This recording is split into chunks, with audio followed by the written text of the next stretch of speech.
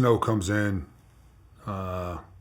December, January-ish time frame. Everything kind of just takes a pause tactically because no one can really move around.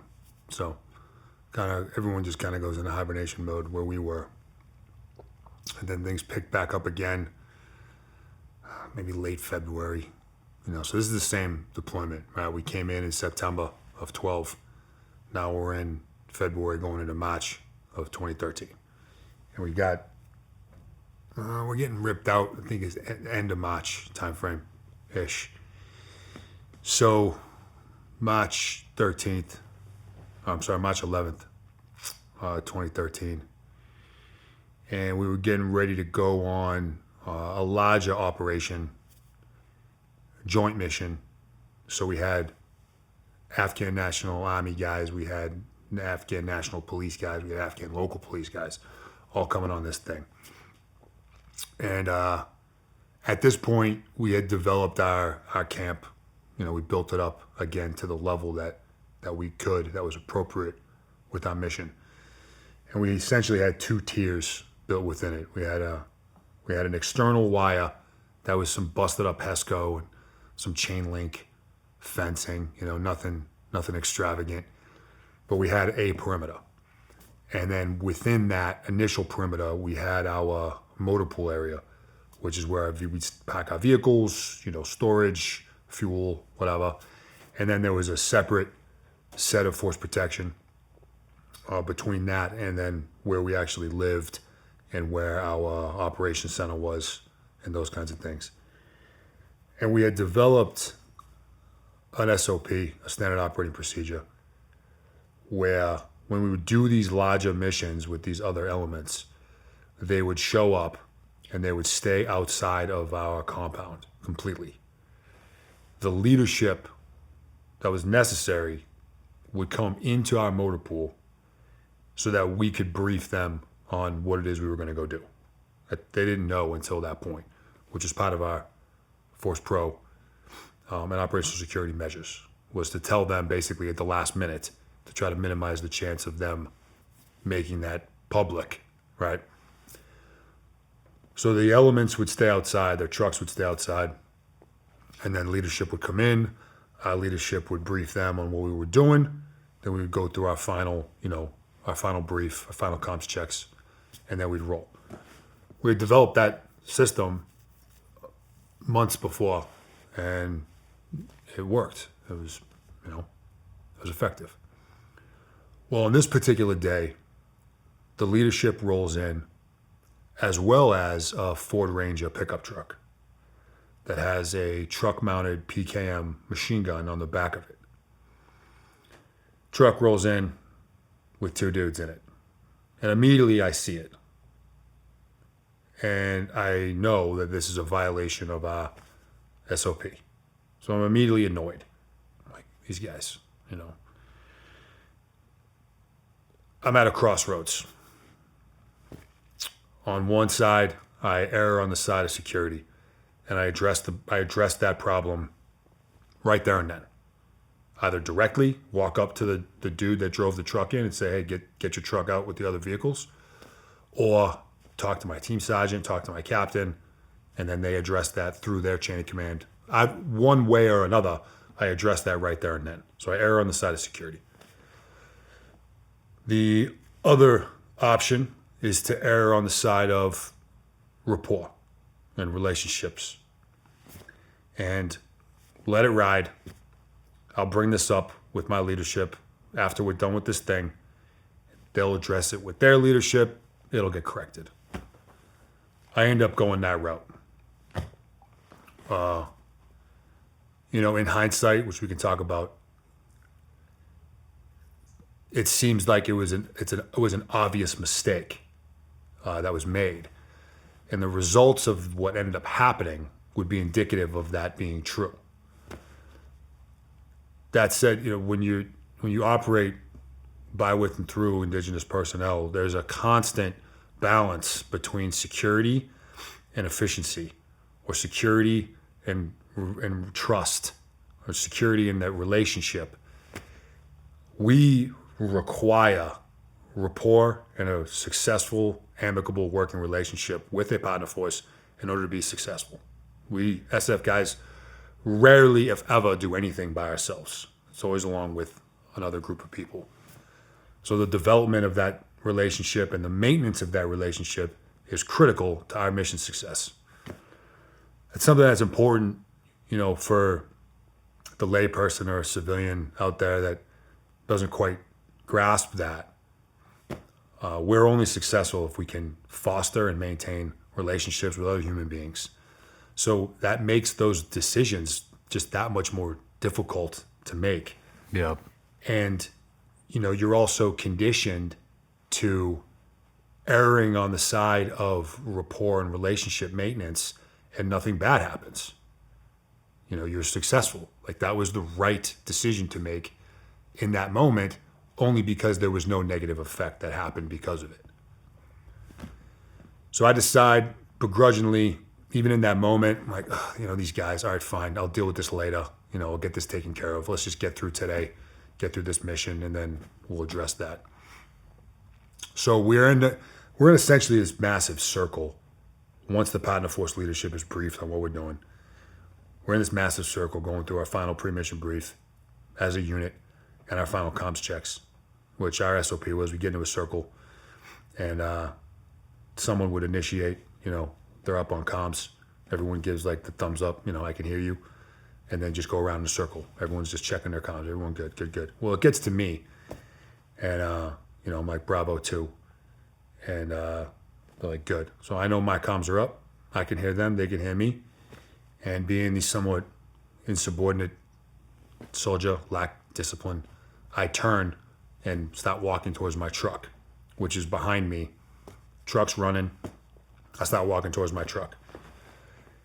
As the comms checks are continuing, and as I'm walking away from the group, is when I hear the rounds crack off for the first time. So one of the individuals that was inside that Ford Ranger, who was an Afghan National Police officer, someone that we had actually been training with and working with for the duration of our deployment, jumped up on the back of the truck and engaged into the group with that PKM from, 15 feet away. An extremely vulnerable position that we're in. We're lumped together. It's just an ideal time frame to initiate an attack like that with that kind of weapon system at that close proximity. The likelihood of success is really, really high. Rounds are clacking off behind me, and my first thought was that one of our partner force guys just ND'd their rifle. Like, just finger slipped on the trigger, clacked off a round. It wouldn't be uncommon for that to happen. But after the second round, third round, fourth round, right, I'm registering that it's continuous fire.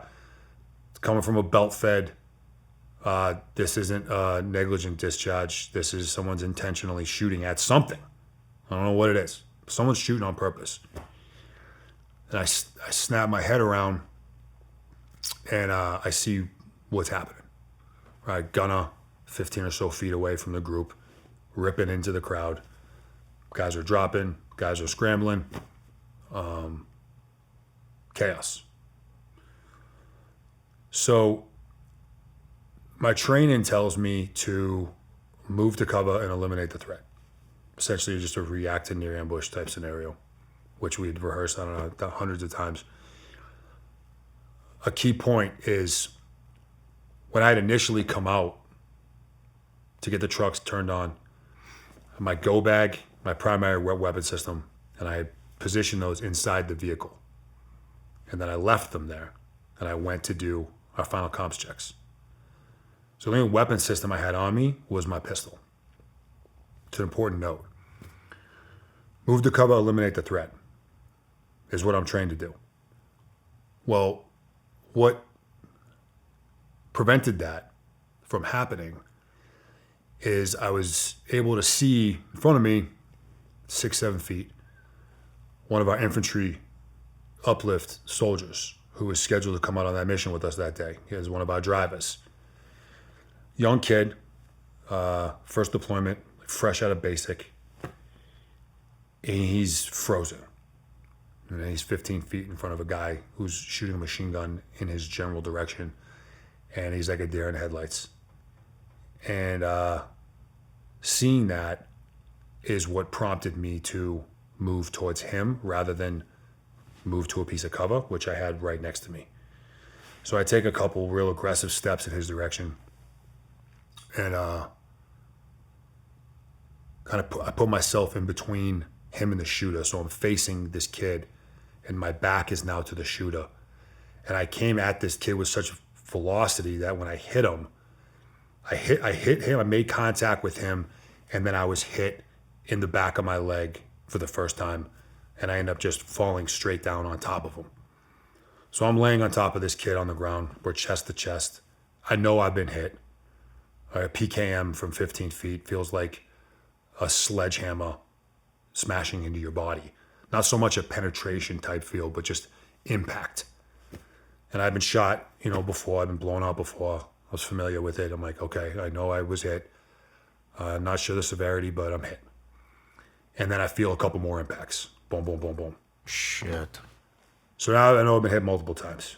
I'm like, this is okay.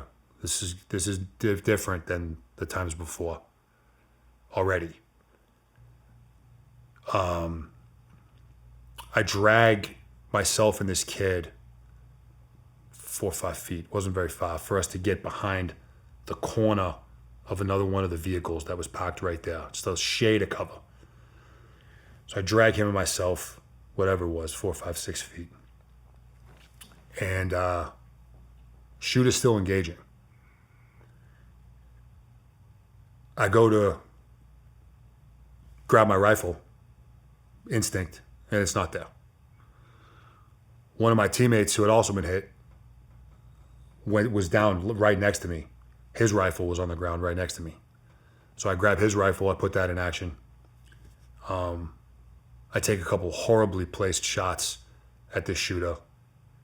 And then one of my teammates came in and eliminated that threat.